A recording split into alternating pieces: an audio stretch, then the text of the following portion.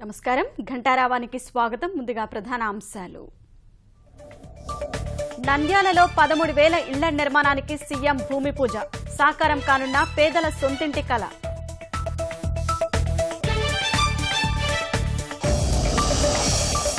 మాదక ద్రవ్యాల కేసులో కొనసాగుతున్న తరుణ్ విచారణ. రక్త నమూనా, తల వెంట్రుకలు, గోల్డ్ సేకరిస్తున్న వైద్యులు.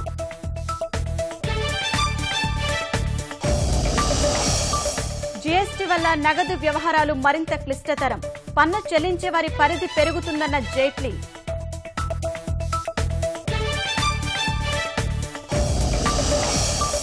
గుజరాత్ను ముంచెత్తిన వర్షాలు, 3 మృతి. మహారాష్ట్రలోనూ భారీ వానలు.